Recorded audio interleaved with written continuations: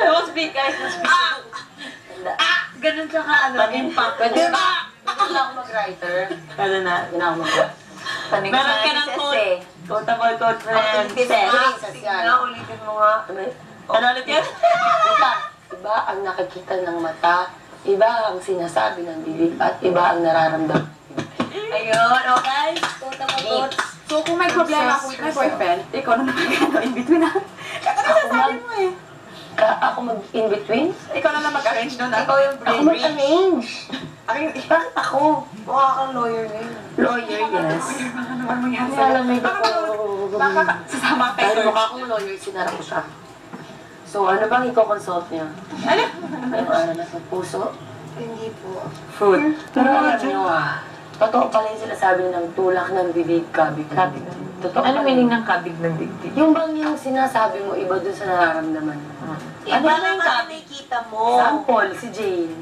Kasi kami lang yung ano mo Nakikita. dito. Oo. Wala ka ng Bakit so ito? Ito, So you're trying to Make create something I am not trying to put a sige. story between Madam. you and between him.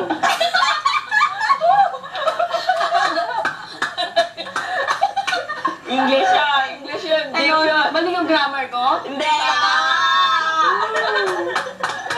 Madam, may ano po ako.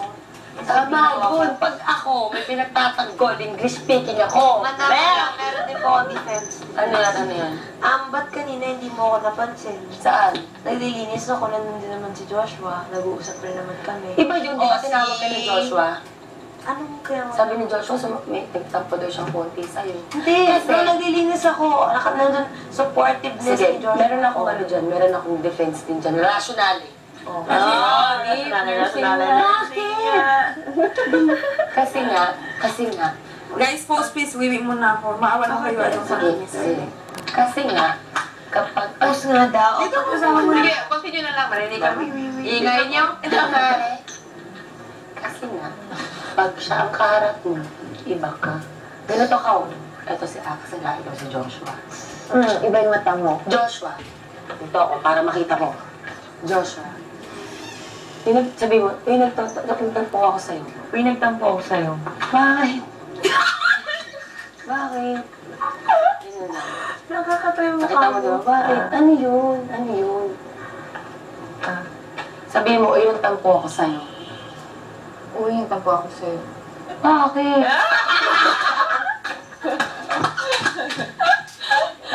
Diba?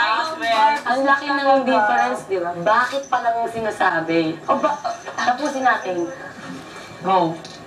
Wala naman ako masabi sa lawyer na to. Huwag mo convince sa kanya. Tampo ako sa'yo.